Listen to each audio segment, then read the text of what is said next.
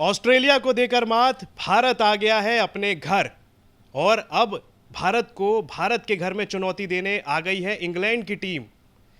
पहला test match शुरू हो चुका है, पहला दिन खत्म हो चुका है, आज खेला जा रहा है दूसरा दिन, पहले टेस्ट मैच का दूसरा दिन। और मेरे साथ इस समय मौजूद हैं अनुराग, जो बताएंगे कि कैसा जा रहा है भारत और इंग्लैंड के बीच का ये पहला टेस्ट मैच और क्या हुआ है अभी तक। तो मधुर, जैसा आपने बताया कि चुनौती देने आ गई इंग्लैंड इंडिया में हमें, और चेन्नई के स्टेडियम में हमें चुनौती दी जा रही है। लेकिन मुझे ये लग रहा है कि अब वो चुनौती भारी पड़ गई है हमारे ऊपर ही। गेंदबाज कहीं ना कहीं मुश्किल में दिख रहे हैं, क्योंकि जो हमें कुलदीप यादव की हमें कमी बहुत ज़्यादा खल रही है, मुझे तो ये लग रहा है। उनकी जगह वाशिंगटन सुंदर को लाया गया, शहबाज नदीम को लाया गया। तो नदीम आए और सुंदर आए, दोनों ही स्ट्रगल करते हुए दिख रहे हैं। कल का दिन उनके लिए नहीं अच्छा रहा, और यही कह सकते हैं क्योंकि जो इकोनॉमी देखेंगे तो उन दोनों की इकोनॉमी ज़्यादा थी। और तो यही जो कमी जो है हमें खल रही है, एक अच्छे कमी कहाँ पर हो रही है? क्या पिच मददगार नहीं है स्पिनर्स के लिए, या फिर बल्लेबाजी बहुत शानदार हो रही है इंग्लैंड की तरफ से? देखिए, दोनों ही बातें हैं। एक्चुअली क्या है कि पहले जो हमने स्क्रिप्ट तैयार करी थी कि ये जो पिच है, चेन्नई के पिच है, वो स्पिनर्स के लिए काफ़ी ज़्यादा अच्छी होती है, प्लस अश्विन का ये होम ग्राउंड है।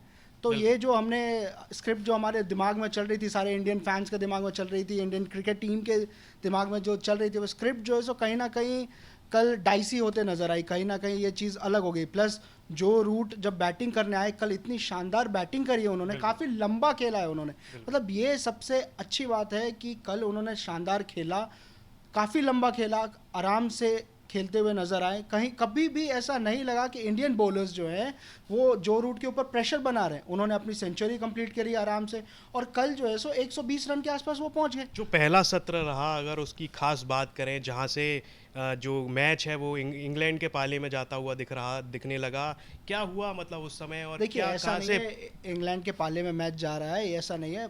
इंडिया भी बना सकती है। अभी तो दूसरा दिन शुरू हुआ है, पहला दिन खत्म हुआ है, दूसरा दिन शुरू हुआ है। इंडिया भी बना सकती है 600 650 रन इंडिया भी बना सकती है, अभी पूरे चांसेस तो फिर ऐसे में तो मैच ड्रॉ की ओर जाएगा।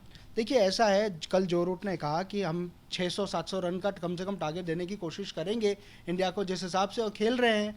क्योंकि अब 155 रन तो बना चुके हैं जो रूट। तो एक ये है कि एक कॉन्फिडेंस उनमें बिल्डअप हो चुका है इंग्लैंड के बैट्समैन में, आप देखेंगे। और प्लस जो कल जब डॉन सिबली चले गए, उसके बाद आज जब बेन स्टोक्स बैटिंग करने आए हैं, वो भी आराम से उन्होंने अपना अर्धशतक कंप्लीट करा है, 60 रन से ज़्यादा बना चुके हैं वो।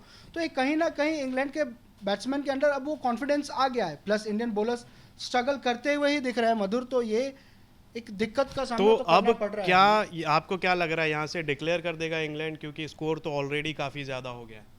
नहीं, अभी तो सिर्फ 355 रन हुए हैं। मुझे नहीं लगता कि अभी डिक्लेयर करेगी इंग्लैंड।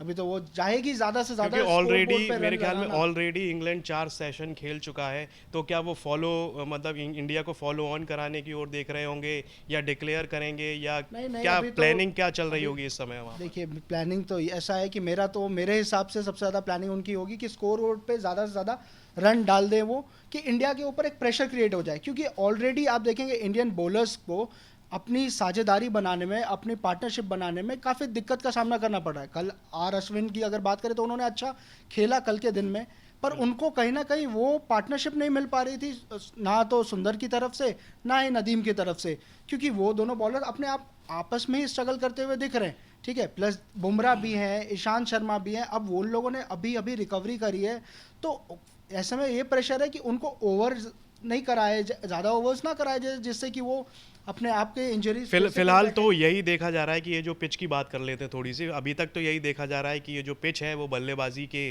फेवर में दिख रही है, बल्लेबाजों को मदद करती हुई दिख रही है। और देखा गया है कि इस पिच पर दूसरे तीसरे दिन के खेल हो जाने के बाद पिच बदलने लगती है। हाँ, तो कहीं ना कहीं ये जो मैच है काफ़ी मुश्किल में है भारत के लिए। है कि आप जैसे ऑस्ट्रेलिया है, ऑस्ट्रेलिया के पिचेस क्या डिटोरेट नहीं होती है, इंडिया के पिचेस जो है सो डिटोरेट हो जाती है। इसमें आपको अलग से स्किल सेट चाहिए आपको बॉलिंग करने के लिए। जो मेन कहानी है कि आपको बॉलिंग करने के अलग से स्किल सेट की ज़रूरत होती है। ठीक है, तो अभी हम 3 स्पिनर्स खिला रहे हैं, हम फिंगर स्पिनर्स हैं, तो कुलदीप यादव की हमें कमी तो खली रही है। क्योंकि आप एक चीज़ देखेंगे कि जब कुलदीप यादव बॉल डालते हैं तो ज़रूरी नहीं है कि उनकी बॉल जो है सो एक तरीके से ही खेली जाए। ठीक है, तो इस चीज़ की कमी तो हमें देखने को मिल ही रही है। हाँ, और रह गया सवाल तो दूसरे दिन तीसरे दिन इंडियन पिचेस तो डिटोरेट होती हैं। और जैसे इंग्लैंड ने टॉस जीता और पहले बल्लेबाजी का फैसला लिया, और जाहिर सी बात है कि चौथी जब पारी खेली जाएगी उस समय इंग्लैंड गेंदबाजी ही कर रही होगी, अगर फॉलो ऑन नहीं कराती है तो, अगर उस तरह की सिचुएशन नहीं होती है तो आमतौर पर देखा जाएगा कि उस समय पर गेंदबाजी कहीं ना कहीं भारतीय टीम कर रही होगी और उनके सामने देखिए, एक मैं आपको लक्ष्य एक चीज़ होगा। बताऊंगा, इंडिया में टॉस का एडवांटेज तो आपको मिलता ही मिलता है। इंडिया में टॉस करके अगर आपने बैटिंग करने का फैसला किया है तो ये एडवांटेज ज़रूर आपके पाले में आ ही जाती है। प्लस दूसरी बात ये है कि अभी हमारे बॉलर्स जो है वो प्रेशर क्रिएट करने में सक्सेसफुल नहीं है।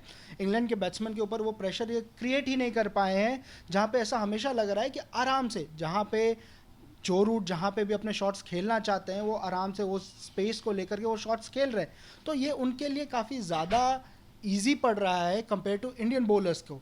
तो कहीं ना कहीं इंडियन बॉलर्स को अब थोड़ा सा आगे आकर के एक प्रेशर क्रिएट करना पड़ेगा, क्योंकि अभी तक तो बॉलर्स के ऊपर प्रेशर क्रिएट हो रहा है और इंडियन बॉलर्स को पिच का एडवांटेज भी नहीं मिल रहा है। अब आप हमेशा एक मैच आप अश्विन के भरोसे तो बैठे नहीं रह सकते, बिल्कुल। या बुमराह के भरोसे तो बैठे नहीं रह सकते। आपकी वहाँ बुमराह एक 2 खिलाड़ी विकेट के ले चुके खेलने से हैं। टीम नहीं चलती है, हाँ, 11 के 11 खिलाड़ियों को एकजुट होकर खेलना पड़ता है, वही तो। और अब जब आप तभी बॉलिंग जीत कर रहे हासिल हैं तो होती है। आपको पार्टनरशिप वो बॉलिंग में चाहिए कि जब एक जैसे अश्विन बॉलिंग करके एक प्रेशर क्रिएट कर रहे हैं तो उस प्रेशर को अगले ओवर में भी तो करना। अब बॉलिंग करके बुमराह आते हैं, बॉलिंग करते हैं, वो चले जाते हैं, ठीक है। जो रूट उस टाइम पे, या आप बेन स्टोक की बात कर ले, वो उस अगर आप देखेंगे तो वो उस टाइम पे उनको अच्छे से खेलने की कोशिश करते हैं, लेकिन यही चीज़ जब नदीम आते हैं, सुंदर आते हैं, तो ये चीज़ बदल जाती तो है। अब हम थोड़ी बात कर लेते हैं इंग्लैंड के खिलाड़ियों की, कि अभी तक जो प्रदर्शन है बल्लेबाजी की है उसमें किसने अच्छे रन बनाए हैं और कौन कौन अच्छा अभी तक नज़र आया। देखिए, तीनों ही बैट्समैन, जैसे आप जो रूट की बात करें तो वो अपना 100वां टेस्ट खेल रहे हैं,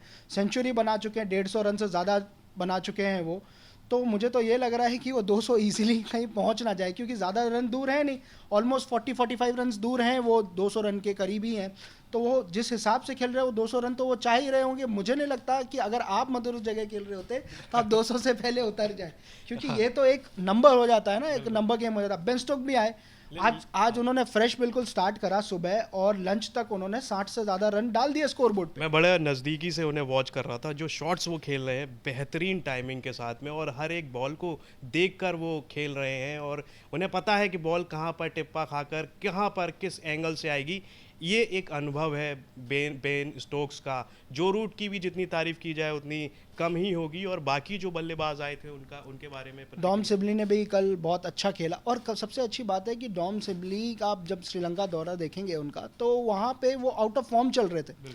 सिर्फ वो लास्ट सीरीज़ के लास्ट मैच में उन्होंने एक हाफ सेंचुरी बनाई थी बस, और ये उनका एक कंट्रीब्यूशन था। तो लेकिन कल जिस अंदाज में उन्होंने बैटिंग करी है, बिल्कुल ही शांत तरीके से आराम से वो बैटिंग कर रहे थे, काफ़ी लंबा खेल रहे थे। तो वो तो लास्ट में मैच ख़त्म होने से थोड़े पहले ही जब बुमराह ने उनको आउट कर दिया, लेकिन तीनों ही बैट्समैन जो है काफ़ी अच्छे तरीके से खेल रहे हैं। बस ये हुआ है कि उनका विकेट जिस मौके पे गई है वो थोड़ा सा।